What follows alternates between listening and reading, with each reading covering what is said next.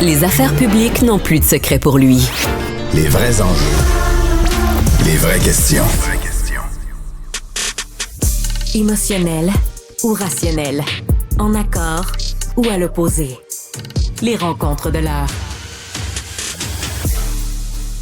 Et tous les yeux vont être tournés vers ce débat ce soir aux États-Unis. On en discute avec Stéphane Bureau. Bonjour Stéphane. Salut Mario, les gladiateurs sont pas dans l'arène, mais ils sont arrivés à Philadelphie. Ils sont arrivés dans ma ville préférée, la ville de mes Eagles. Écoute, parle-moi un peu, avant de parler du débat, de ce à quoi on s'attend, si on disait un mot sur leur mode de préparation à chacun, de quoi ont eu l'air les derniers jours pour M. Trump, Mme Harris? Mm-hmm. Pour Mme Harris, ça a été 4 jours de préparation intense à Pittsburgh. On n'est pas sorti de la Pennsylvanie. Il n'y a pas de hasard. Elle aurait pu évidemment choisir de s'entraîner, d'aller à son camp d'entraînement ailleurs, mais la Pennsylvanie et ses 19 votes au collège électoral sont à peu près fondamentales dans toutes les martingales gagnantes. Tu regardes ça d'un bord ou d'un autre. Si ce n'est pas la Pennsylvanie, ça peut faire très, très mal. Donc, en ce moment, on investit beaucoup de temps. C'est pas un hasard si le débat a lieu aussi à Philadelphie. Elle était entourée d'une avocate qui a entraîné plusieurs candidats démocrates depuis de nombreuses années. Donc, il y a toute une équipe. C'est littéralement comme un match de boxe. Hein. Tu as autour des pugilistes, des coachs, des gens qui virtuellement vont recréer quelque chose qui ressemble au décor où ça va se passer et où on essaie de traverser l'ensemble des scénarios possibles, de créer des parades, de créer des lignes, parce que ce soir, ça va pas jouer sur la substance. Je ne pense pas qu'on découvre davantage le plan de Mme Harris en matière économique ou autre chose. Même chose pour M. Trump. Je doute qu'on découvre des affaires. Ce qu'on cherche, c'est la ligne virale qui va faire le tour des médias. C'est le petit jab, c'est le crochet qui permet de déstabiliser l'adversaire. Donc, Mme Harris, studieuse depuis 4 jours. M.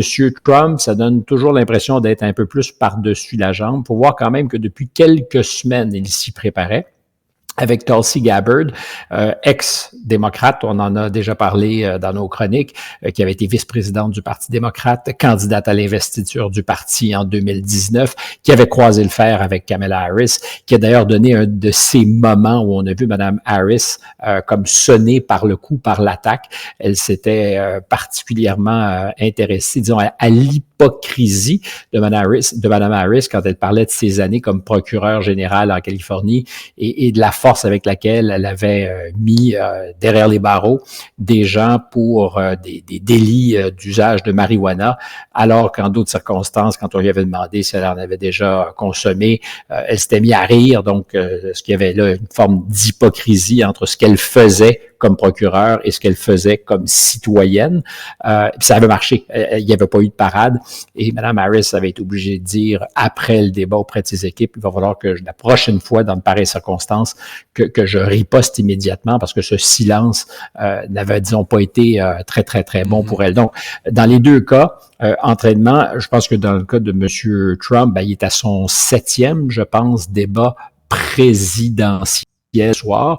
Puis ça me donne pas l'impression d'être un élève très, très studieux. On dit qu'il a surtout travaillé les enjeux, a révisé les grands dossiers pour être en mesure d'avoir les chiffres et statistiques.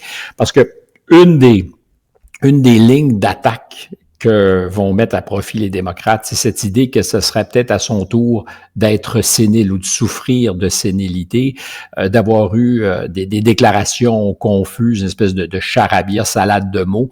C'est arrivé en particulier la semaine dernière quand on lui a posé une question sur les services de garde et services auprès des enfants lors d'un forum économique à New York, et où sa réponse donnait toutes les apparences d'être assez confuse, où il mélangeait quelques concept.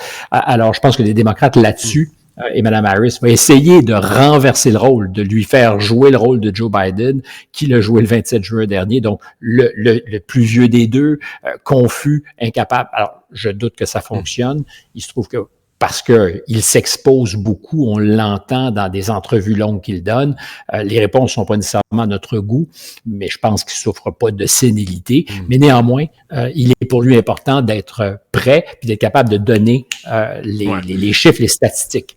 Si on disait rapidement force, faiblesse de chacun là, en se présentant, puis quand je dis faiblesse / danger, là, parce que une faiblesse mène vite à un petit 3, 4, 5 secondes qui peut être vraiment destructeur. Là. Oui, c'est extraordinairement ingrat un débat parce que tu peux sur le fond être très, très performant pour l'essentiel, puis il suffit que tu échappes la balle pendant quelques secondes et c'est ça qui va dominer, c'est ça qui va se retrouver exactement en première page des journaux et sur les réseaux sociaux. Donc, dans le cas de Mme Harris, d'abord, on l'a pas souvent vu, elle a fait des débats quand elle était candidate à l'investiture du parti. Elle s'est par moments illustrée, je pense que c'est une débatteuse, je sais pas si elle est redoutable, mais elle est aguerrie, c'est une procureure, c'est souvent souligné. C'est d'ailleurs peut-être le rythme qu'elle voudra donner à l'affaire, c'est-à-dire la procureure qui confronte le criminel, le félon, et qui saura lui montrer le chemin, non pas de la prison, mais le chemin qu'elle voudra lui impulser. Fait, elle a du talent, il n'y a absolument aucun doute. Contre Mike Pence en 2020, ça s'était plutôt bien passé. Je me rappelle, ça avait marqué quand elle lui a dit hey, « laissez-moi parler » pour bien montrer qu'elle ne se laisserait pas mansplainer. Mais il semble, mais là-dessus précisément, il semble y avoir une assez large unanimité sur le fait que c'était stagé, c'est-à-dire que dans la préparation, tu sais, pour jouer la carte un peu du mansplaining puis de l'homme qui laisse pas parler, on lui avait dit trouve un moment où il parle un petit peu trop. Ce qui va arriver sur un débat d'1 heure ou 2 heures, c'est sûr que ça va arriver. Et envoie-lui ça. Là, ça avait l'air théâtralement préparé. Il n'y a absolument aucun doute, puis ça a fonctionné parce que tout le monde attendait ça. Puis tu cherches toujours l'espèce de riposte assassine. Puis oui, ça se prépare comme quand tu es dans un match de boxe. Tu vas étudier tes adversaires, tu vas regarder des combats, puis à un moment donné, tu sais que la garde baisse. Punch, tu viens snapper. C'est exactement la même affaire. Je pense que M. Pence aurait dit permettez-moi, s'il vous plaît, de vous faire remarquer. Il suffisait même poliment. C'était ce qu'elle cherchait, puis ça a plutôt correctement fonctionné. Mais c'est pas là-dessus qu'elle a marqué des points. Ça a été un élément du débat. Mais ce qu'on retient, c'est qu'elle a bien fait. C'était pas exceptionnel, mais ça a bien passé. Puis je pense qu'elle sera correcte ce soir. L'enjeu avec Mme Harris, c'est que elle peut être offensivement bonne, mais défensivement, c'est ce qu'on a vu dans l'incident avec Mme Gabbard en 2019. Défensivement, elle n'est pas habituée à être attaquée. Donc, peut-être le fait d'avoir été procureur, d'avoir justement été celle qui pose des questions, qui n'est jamais au banc des accusés ou qui n'est jamais acculée dans les câbles, c'est là qu'elle, je dirais, montre le plus de, je dirais pas faiblesse, mais de fragilité. Donald Trump, c'est la discipline, c'est quand il part dans toutes les directions. C'est pas un hasard si son équipe ne s'est pas opposée, non seulement ne s'est pas opposée, a été tout à fait favorable à ce que les micros demeurent fermés pendant les interventions de son adversaire. C'était une règle que Joe Biden avait négociée avec son équipe lors du premier débat à CNN et qui avait été aussi reconduite pour le débat à ABC. Or, l'équipe de Mme Harris a dit non, les micros pourraient être ouverts en tout temps, espérant qu'ils se perdent, qu'ils deviennent justement indisciplinés. Parce que s'il y a quelque chose qu'on peut dire de M. Trump, c'est qu'en 2020, quand il a affronté Joe Biden n'a pas nécessairement remporté les débats, il a correctement fait, mais M. Trump les a peut-être perdus par l'excès, par le côté je dis souvent caricatural, mais démesuré des attaques, la logorée. Et je crois que ce soir, ils vont, je parle de son équipe, mais quel ascendant a son équipe sur M. Trump? C'est quelqu'un qui n'écoute les conseils de personne et à ce jour, ça l'a souvent correctement, sinon très bien servi. Ce qu'on va vouloir faire, c'est que il ait la discipline de ne justement pas essayer d'être partout. Et dans un débat contre une femme, on l'a vu avec Hillary Clinton, les apparences sont certainement très importantes. Il devra mesurer ses effets. Il a dit, lui, qu'il laisserait parler Kamala, parce que Mme Harris aussi est capable de salade de mots. Et on se rappellera de son entretien à CNN il y a quelques semaines. En fait, on en parlait, toi et moi, quand elle expliquait que ses valeurs n'avaient pas changé. Mais là, tu dis, si tes valeurs n'ont pas changé, pourquoi tes politiques ont changé, puis tes politiques ne sont pas le reflet de tes valeurs? C'est le genre de piège où, si la journaliste Dana Bash avait un peu poussé, tu peux facilement avoir l'air fou. Tu sais, j'ai des valeurs, mais pas assez pour que mes politiques suivent les bottines. Babine suit les bottines, ou j'ai des valeurs, mais en attendant, mes politiques n'incarneront pas parfaitement ces valeurs. Et c'est certainement un des moments qui aurait pu se retourner contre elle. Je pense que Donald Trump va se préparer à ça. Évidemment, avec Trump, c'est aussi la déferlante des déclarations tous azimuts de propos qui peuvent être fondé ou non. Alors, est-ce que Mme Harris va se mettre en frais de sortir son petit carnet et dire là-dessus, c'est pas tout à fait exactement la vérité? Est-ce que et c'est en temps réel, avec la pression, il y aura probablement 100 millions d'Américains, c'est ce qu'on prévoit. Il y en avait 51 pour le débat entre Joe Biden et M. Trump. Là, on pense qu'il pourrait y avoir 100 millions d'Américains. 100 millions? Oui. T'as beau être préparer toute ta vie, être rompu, ça se peut pas. D'abord, ces gens-là sont fatigués.